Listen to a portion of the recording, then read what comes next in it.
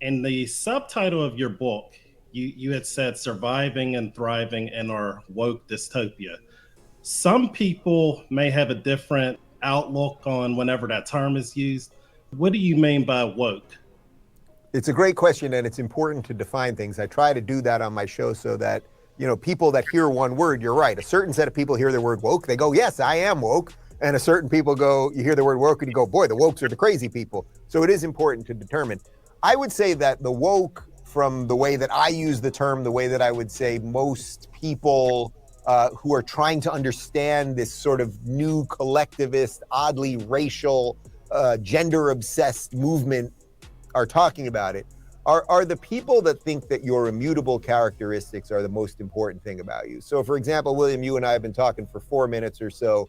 Obviously, you guys had reached out to my team and said you'd love to have me on the show. I did a cursory look at what you guys do, but I don't know a tremendous amount about you, to be totally honest, other than I thought you're doing a good show. I looked and I said, okay, I'd love to talk to the guy.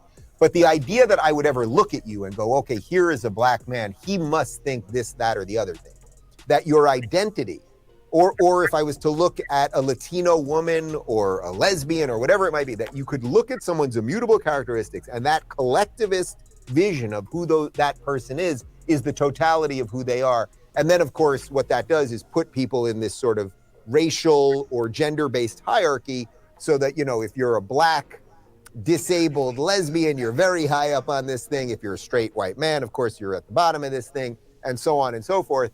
So when I talk about woke, I'm talking about people who are, in essence, I would argue, quite anti-human, actually. They think they're doing good in that they're looking out for the oppressed or the people that they perceive to be oppressed. But we all are individuals. We all are individuals. You don't want to be judged just because of the color of your skin, the same way I don't want to be judged just because of the color of my skin. So what we're finding really right now is, I would say it's people who believe in individualism, that you are the sum totality of your beliefs and actions, and then you can create a world, hopefully a family and a community bottom up from that. Or you believe in collectivism, that we all are just sort of things that exist, that are cogs in a machine that is much bigger than us, and we really don't deserve that much. It's just sort of what we're handed is what we should get. And our work ethic and our education and all of the things that make us the hopefully great things that are within us, they don't really matter that much, because if you're black, you should get this. If you're gay, you should get that. And we will have equity rather than equality, which are two very separate things.